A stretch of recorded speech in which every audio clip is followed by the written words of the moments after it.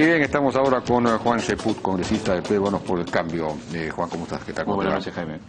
Bueno, tenemos para comenzar esta famosa foto, no sé si la podemos poner en pantalla, en la que aparece el presidente de Cunturhuasi, que es el señor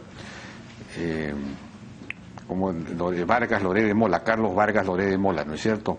En un grupo, quizás la foto tendría que ser un poco más, no tan cercana, para poder, es un grupo como de 15, 20 personas que son empresarios, personas que han aportado a la campaña. Ahora, aparentemente hay un comunicado, hay un comunicado, que no lo tengo acá, acá está, vamos a ver, de Carlos Lloré de Mola o de Cunturhuasi, señalando que ellos no tienen nada que ver. En fin, no sé, ¿qué comentario tienes a esto? Bueno, es decir, la suposición es muy clara, ¿no? Ellos, estos señores aportaron a la campaña y por lo tanto les devuelven el favor con lo que se ha hecho con el consorcio Cunturhuasi. Y hay unas declaraciones fuertísimas de Víctor Andrés García Belaúnde, diciendo que, claro, a cambio de eso, a ver si podemos ponerlas. ¿Lo escuchamos? Esa reunión hubieron solamente 30 personas y eran empresarios que se han ofrecido voluntariamente a financiar la parte operativa de la votación. No han financiado un aviso en televisión, han financiado a los personeros, organizándolos y dándoles viáticos a cada uno de ellos, viáticos por el día trabajado, los refrigerios, que eso cuesta también, y finalmente los han trasladado, les han dado movilidad para que se trasladen y que cubran todas las mesas del Perú, sin excepción alguna. O sea, es una organización no partidaria, sino una organización empresarial que ha hecho esto. Bueno, y él agrega, a cambio de concesiones, no seamos ingenuos, esto no es gratis. Por eso Vizcarra les ha entregado lo que han pedido. Este es un país de vendepatrias, es un vendepatria, porque por personeros y por triunfo le han entregado 40 años a una persona insolvente, etcétera, etcétera. Son palabras muy fuertes, a mi juicio son un poco excesivas, ¿no? Pero en fin, eso es lo que él dice. ¿Qué respuesta tienen ustedes? Bueno, Víctor Andrés es un buen fiscalizador, ¿no? Pero en eso está completamente equivocado. En primer lugar, no es un almuerzo al cual hayan acudido solamente 30 personas, sino fue uno de varios almuerzos en el cual, organizado por el Comando de Personeros, se agradecía a personas que no necesariamente habían estado, o se invitaba a personas que no necesariamente habían colaborado con la campaña. El propio señor Carlos Vargas Lloré de Mola ha señalado que no ha aportado ni un sol a la campaña de Peruanos por el Cambio, cosa que sí hizo en el 2011 con Keiko Fujimori, en la cual aportó cerca de 120.000 soles él y varios miembros de su familia. Y eso no lo convierte a él en una persona... aportó a PPK. Pero estamos hablando del 2011. Y ahora estamos hablando de un almuerzo en el cual el presidente y los integrantes de su plancha no saben en absoluto quiénes van a asistir, pues dependen de las invitaciones que haga el Comando de Personeros. Y la verdad es que ¿Cómo se le invitan a este señor entonces si es que él no había aportado, si no había colaborado en nada? Porque también había simpatizantes o personas que en un momento de jolgorio, porque eso es después del triunfo electoral, de repente quieren tener algún tipo de acercamiento, cosa que siempre se da en todo proceso político, sobre todo en la antesala de un cambio de poder. Y aún más, las personas se acercaban no solamente, y en ese sentido hay que tener las cosas o pensarlas con calma, no solamente con el propósito de conocer al presidente, sino también de formar parte de los equipos de transferencia, de los equipos de campaña, y no me refiero específicamente al señor Vargas Lloré de Mola, sino a personas que siendo técnicos se acercan a este tipo de eventos, pues quieren colaborar con su bagaje técnico a lo que constituye la transferencia del poder. De Mola? ¿Cuál era su idea? ¿Por qué se acercaba? ¿Quería, de alguna manera, no lo sé, como tampoco sé, podría ser como podría ser en el caso de todas las personas que se pueden haber acercado, pero el hecho de que ellos tengan algún nivel de acercamiento no implica de que tengan éxito en lo que van a conseguir. Son reuniones básicamente protocolares a la cual el presidente acudió por 15 minutos y luego se marchó porque tenía obligaciones en el Cusco. Ni siquiera ha habido un acercamiento social como se realizan en cualquier tipo de evento de esta índole, en el cual se departe en una mesa y están horas de horas. Nada de eso ha sucedido. Bueno, después tenemos este reportaje que ha aparecido en un canal mexicano que se llama La Mira TV, en el que de alguna manera pues se presenta a Pedro Pablo Kuczynski como recibiendo dineros mal habidos en buena cuenta de Odebrecht y otras empresas. A ver si tenemos un brevísimo resumen. Así reza este documento de la Superintendencia y Unidad de Inteligencia Financiera del Perú, donde aparecen 69 nombres que registran operaciones sospechosas en sus cuentas bancarias. En la lista se encuentra el nombre del actual presidente del Perú, Pedro Pablo Kuczynski. Fue el Banco de Crédito del Perú quien entregó el reporte, indicando detalladamente números de transferencia, importe, fecha de emisión, ordenante y beneficiario. Las cuentas de Kuczynski datan desde el año 2003 al 2015. TLG, Allocation al Offshore, LTD, ubicada en las Islas Gran Caimán, le hizo un depósito de $250,000 a su cuenta personal en plena campaña electoral. Las transferencias del exterior a Pedro Pablo Kuczynski muestran importantes ingresos de diferentes entidades. Algunas de ellas figuran en su hoja de vida, como es la empresa Ternium, proveedora de tubos de acero para el proyecto de Camisea. Kuczynski viene recibiendo depósitos de Ternium desde el 2007. La revista Proceso de México señala que Ternium tiene un pasado oscuro. Otro levantamiento de cuenta relacionada con el presidente peruano Kuczynski es el que registra la compañía Odebrecht Latinvest Perú, envuelta abiertamente en casos de corrupción, que muestran depósitos a Latin America Enterprise, empresa ligada a Pedro Pablo Kuczynski. Aquí también aparecen depósitos a First Capital, empresa controlada por sus ex socios, según dijo al diario La República. Estos depósitos serían la razón por la que se pidió levantar el secreto bancario del hoy presidente del Perú, Pedro Pablo Kuczynski. Bueno, ¿cómo se explican estas cosas? Lo primero que se menciona es esta empresa TRG, Allocation Offshore, $250,000, un depósito ahí. Bueno, primero que nada creo que hay que contextualizar, ¿no? Esta es una web, una página que aparece en Estados Unidos sobre información que nace de un informe de la Comisión PARI. Y este es un ejemplo perfecto de lo que es la posverdad, ¿no? Mucho de emotividad, se distorsiona la realidad con medias verdades y se genera una percepción negativa sobre una cuestión que puede ser correcta, ¿no? Eso es un ejemplo perfecto de lo que hoy en día es la posverdad. Extraigo información descontextualizada, le incorporo dramatismo y genero una percepción equivocada que la gente dice, uy, qué horror. En primer lugar, esto no es ningún destape. Esto está en el informe PARI. En el informe PARI, que ha estado en poder de muchos congresistas, cualquiera que lo necesitaba lo pedía y se le entregaba, está a solicitud del congresista PARI el reporte sobre 69 personas que solicitó a la Superintendencia de Banca Seguros sobre sus movimientos entre el 2003 y el 2015. Y el Banco de Crédito entrega información, en ese caso, sobre el presidente Pedro Pablo Kuczynski. Acá la primera observación. ¿Qué corrupto deja la huella del dinero en un banco nacional?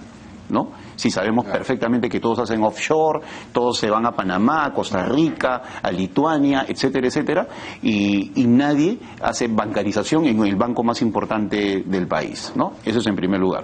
En segundo lugar, el presidente es un hombre exitoso a nivel internacional. Las 3 empresas que aparecen allí, empezando por TRG, le devuelve un fondo que él había invertido y él lo declara. Es decir, esos $250,000. Los $250,000 es dinero que él pone para invertir y que luego se le devuelve.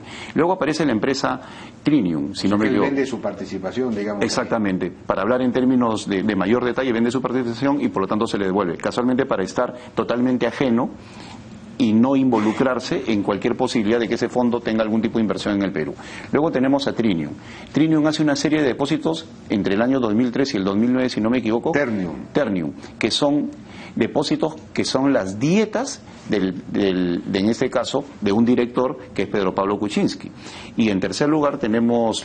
Ahora, Ternium es una empresa vinculada a Techint.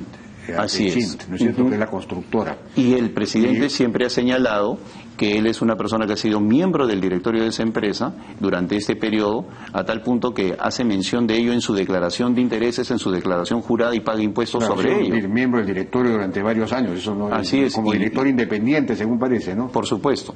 Y luego tenemos el caso de First Capital, que también aparecen unos aportes como consecuencia de la participación del presidente en ese momento como consultor y director. Pero lo fundamental es que en los tres casos, no solamente Pedro Pablo Kuczynski hace mención de ellos en su pago de impuestos, sino también en su declaración de intereses. Es decir, en el reciente documento que a propuesta de entidades de la sociedad civil, de Proética y de la Comisión de Integridad, están haciendo los altos funcionarios del Estado. Es decir, no hay nada oculto. Y el funcionario que entrega esto a esta página web y luego al FBI, está haciendo uso de un documento que es público, que es el informe PARI. Entonces se quiere construir toda una historia sobre la base de depósitos concretos que demuestran una trayectoria profesional intachable y que sobre todo son de conocimiento público. A mí la información que me manda Freddy Chirino sobre esto me dice: el informe también señala que Odebrecht Latinvest Perú habría realizado depósitos a First Capital, diciendo en el informe que pertenece a ex socios de PPK, según declaraciones de PPK de la República, y a Latin, es decir, realizado depósitos a First Capital y a Latin American Enterprise Fund, ligada a PPK, dice el informe. Sobre la primera, First Capital es una empresa de un ex socio de PPK, no es de PPK ni no ha tenido nada que ver con él. Esa empresa tiene múltiples clientes. Asimismo, Pedro Pablo Kuczynski realizó algunos servicios profesionales a First Capital. ¿Qué es lo que te señaló como consultor? Como consultor, claro. Por los que fue remunerado y también figuran en su declaración de impuestos. O sea que no tiene nada que ver con esa empresa él, sino que realiza consultoría.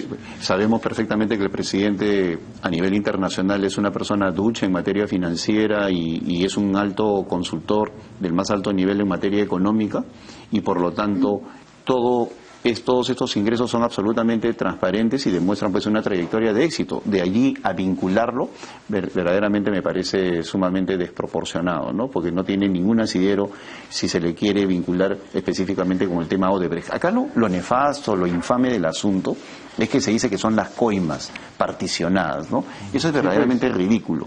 Y se hace un debate en la red sobre información falsa, información que está bancarizada en el banco más importante y público del país, ¿no? Que es el Banco de Crédito. Y cuando digo público es que es conocido por todos. Por otro lado, se pone en la declaración de intereses. Por otro lado, las renuncias se hacen públicas en la campaña. Es decir, hay un ejercicio transparente y eso se quiere cuestionar. Y eso es lo que casualmente genera. Pero este es un operativo psicosocial, es un operativo de propaganda política difamatoria. Claro, y me recuerda, ¿sabes qué? Los tiempos de Faisal. Faisal era un tipo que en la época del fujimorismo se iba a Estados Unidos, construía su página web y desde allí difamaba a los peruanos. Yo espero que no estemos volviendo a esos tiempos en los cuales para cuestionar al presidente Pedro Pablo Kuczynski se tiene que recurrir a gente en el exterior, hacer páginas web en el exterior y acá rebotarlos en las redes sociales para generar este tipo de reacción en la opinión pública, ¿no? Que realmente me parece infame. Pero habría que averiguar quién es la Mira TV, qué cosa es un canal, es una cosa de México en realidad. Así es una página web que se ha creado exprofeso para tratar de dañar la reputación del presidente, ¿no? Y se nos quiere atribuir inclusive campañas en contra de Keiko Fujimori. Lo que está pasando acá es que ya se desató la guerra de todos contra todos, y eso hay que de alguna manera tratar de ponerle coto, ¿no? Porque efectivamente es cierto que aparecen de pronto, en medio del escándalo Odebrecht, estas 4 denuncias contra Keiko, Kenji, Alberto, nuevamente la familia Fujimori. Yo dice que esto no puede ser coincidencia. Y en el caso de la ampliación acabamos de estar con el doctor Carlos Caro, que dice que si hubiesen estándares normales, esa investigación no se hubiese ampliado a Keiko Fujimori porque no hay ningún elemento, ¿no? Claro, porque en el Perú los fiscales aplican estándares muy bajos para abrir investigaciones, entonces cualquier noticia ya es investigable, claro, entonces la amplían, pero entonces aquí se desata, ya es el reino, como tú dices, de la posverdad o de las medias. Entonces ya es la guerra de todos contra todos y esto puede terminar. Pero alguien tiene que respirar profundo, ¿no? Y hacer una estrategia de Estado, porque cuando suceden estas cosas lo que se requiere es calma, distancia, objetividad y que los poderes involucrados, el Ejecutivo, el Ministerio Público y el Poder Judicial dentro del sistema de justicia y el propio Poder Legislativo entiendan que en esos momentos la opinión pública está muy sensible respecto respecto a cualquier evento. El tema de la extradición, por ejemplo, de Fujimori, la ampliación en el proceso de extradición, el tema ese que tiene que ver con la ampliación de los casos, ¿no? Es un tema que se nos atribuye a nosotros equivocadamente de parte del fujimorismo y es algo que nace con Ollanta Humala.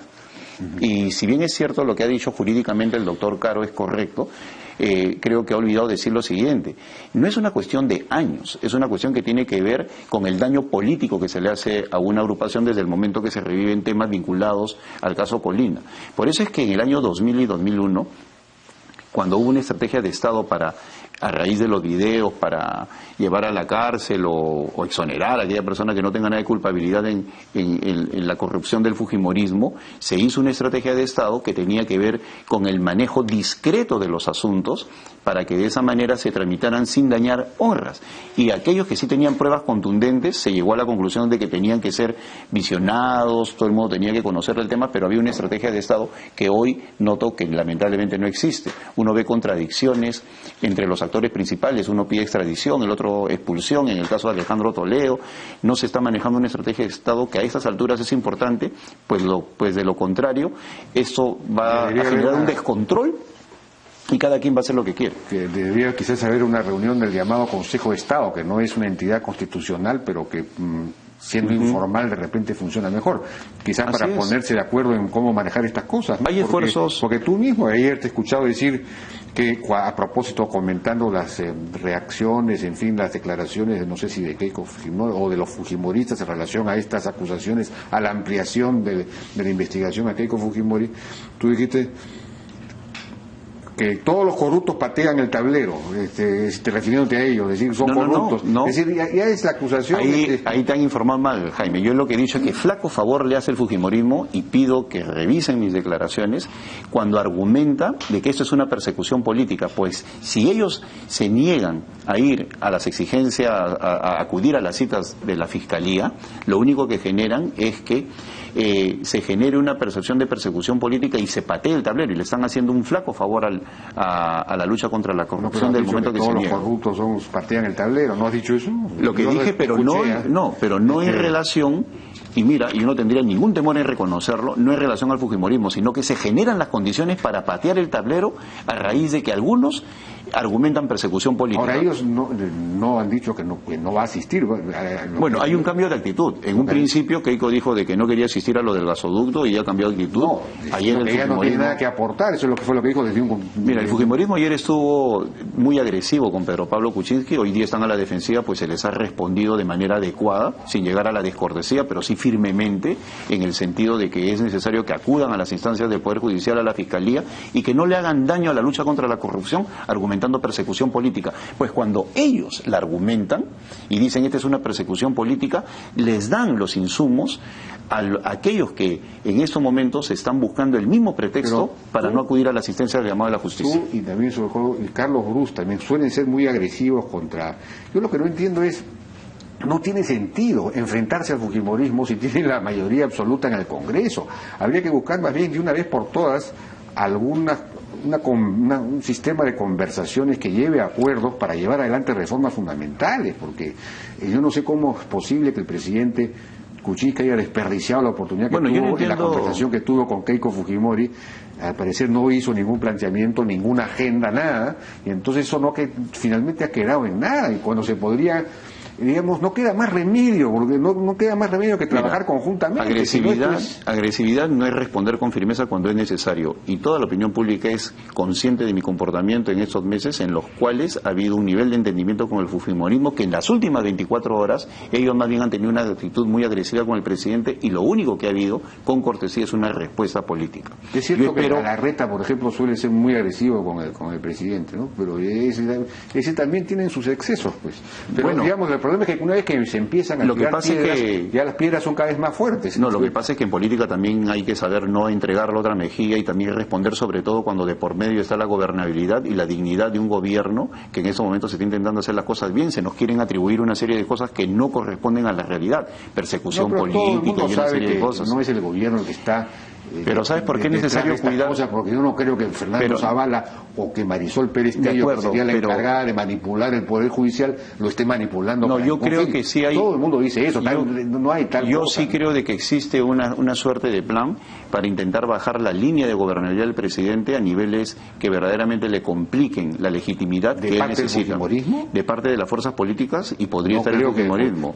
Yo ayer lo entrevisté acá a Úrsula Letona y he tenido conversaciones y he tratado de indagar ese tema hasta qué punto hay esta famosa idea de buscar la vacancia. Yo hablo de legitimidad, no de vacancia. Y me dicen absolutamente por todos lados. Yo he comprobado que el DECIM ya han tomado la decisión formal, además, en una reunión interna, de que van a sostener al presidente Kuczynski hasta el final, aunque llegue pues con 5% y que tampoco quieren bajarse a Zavala. Quieren sostener, o sea, son contradictorios, ¿no? Pues ellos permanentemente atacan al presidente y no quieren respuesta de nuestra parte. No, es que... ¿no? Entonces que sean... que las cosas que dice el presidente, pues, cuando convoca este diálogo, y las cosas que hay con Fujimori y después termina diciendo, pateando él sí el tablero, diciendo que él que ganó en segunda vuelta. Y las cosas que dice el Fujimorismo, ayer Úrsula Letona decía, es una bancada precaria que no coordina, etcétera, etcétera. Bueno, esa bancada precaria es la que ha conseguido una serie de cosas, esa bancada precaria es la que genera consensos, esa bancada precaria es la que plantea políticas públicas y en el debate espera políticas públicas de parte de ellos y no insultos. Pero en esta bancada hay un miembro de la bancada que pide la vacancia, nadie ha pedido en Fuerza Popular la vacancia, un miembro de la... Es decir, esa bancada ha sido sancionado. Y por otro lado, lamentablemente hemos tenido esta situación, pero independientemente de eso, en la mayoría de los casos hemos estado unidos. Ahora, el asunto está en que yo creo que debería tener mayor coherencia el fujimorismo, en el sentido de que pregonan, ¿no?, que ellos quieren sostener al gobierno, pero sin embargo en muchos casos lo vemos en los medios que atacan permanentemente al gobierno. Entonces piden la renuncia de uno, piden exigencias extremas en otros casos. ¿Quién tiró la primera piedra? ¿No? Pero son reacciones frente a reacciones, y que es absurdo, ¿no? Pero coincido contigo, pero en el fondo yo espero que este clima del primer semestre de la primera legislatura se replique, porque ha habido un clima de consenso que lamentablemente en los últimos días por alguien se ha deteriorado, pero no ha sido por culpa de Peruanos por el Cambio, eso te lo puedo asegurar. Nosotros nos hemos limitado a responder lo que el fujimorismo ha dicho en las últimas horas. Hay un clamor para que la bancada de Peruanos por el Cambio funcione bien, es decir, que se reúnan con el Ejecutivo, con el Presidente de la República una vez por semana o una vez al mes, no sé, que hayan reuniones. Eso no existe. En cambio, la bancada fujimorista se reúne todos los martes, es una cosa disciplinadísima. Claro, lamentablemente parece que salen consignas de ataque hacia nosotros y no políticas públicas. Nos gustaría enfrentar. No hay consignas de ataque, al contrario. Bueno, salen, yo no he visto. ¿No? Bueno, yo creo. Quien ataca es Vitocho, Mulder, Frente Amplio. Pide la vacancia también la vacancia que si tiene que caer, que caiga. De ahí vienen las cosas fuertes. El otro día lo entrevisté acá a Mulder y él mismo dijo, fíjese, yo los veo muy tímidos a los fujimoristas en la oposición, me dijo, porque por ejemplo queremos con Vitocho censurar al ministro Vizcarra, no quieren firmar. No quieren firmar en Fuerza Popular. Entonces, dijo, esa es la verdad. Están en una actitud muchísimo más. Sí hay 2 o 3 voceros que disparan, eso sí. Pero digamos, lo esencial. Pero ¿sabes qué es lo más lamentable? Que esos 2 o 3 voceros que disparan al gobierno, cuando nosotros respondemos, dicen qué horror, nos atacan. No, que se acostumbren a que vamos a responder, que se acostumbren a que tenemos un gobierno que requiere que se aclaren las cosas y que no vamos a permitir. Cuenta de que son una minoría ínfima y que tiene que concertar con la mayoría, por Dios. Por supuesto. Yo le preguntaba ayer a Letona, oye, ¿hay un potencial o no hay un potencial de concertación que el gobierno está desperdiciando? Pero por supuesto, me dijo. Nosotros quisiéramos conversar, por ejemplo, estamos esperando una iniciativa para trabajar el tema de la reforma laboral, que es un tabú político en el Perú. Ya tercera vez que me lo dice en este programa. No hay reacción. ¿Cómo es posible que no se aproveche? Sería bueno que lean los medios para que vean todas las propuestas que está haciendo el Ministerio de Trabajo. No sé por qué no la ha leído. El Ministerio de Trabajo está trabajando activamente junto con el Ministerio de Economía en sacar esa reforma laboral. y parece que están desinformados en qué estarán pensando. Pero lo cierto es de que los ataques vienen permanentemente de ellos. También es cierto de que ha habido buenos momentos de concertación, pero me refiero específicamente a las 2 últimas semanas, en las cuales ellos han tenido una situación muy agresiva, la última de las cuales fue en la búsqueda del impedimento de visita del presidente Pedro Pablo Kuczynski a Donald Trump. Ahí están los videos a la vista, la forma como el fujimorismo se manifestó respecto del presidente, y nosotros nos hemos limitado a responder sin llegar a los niveles de insulto en el cual ellos a veces llegan en algunos casos. Yo creo que no es así, pero en fin, en todo caso es una cosa mucho más. Hay acciones y reacciones de los dos lados. Habría que ver la manera de... Porque esto está degenerando ya en una batalla campal, no habría que poner paños fríos en general, quizás convocar a esa reunión de Estado. De repente. Bien, Juan, muchísimas gracias por tu participación en La Hora N.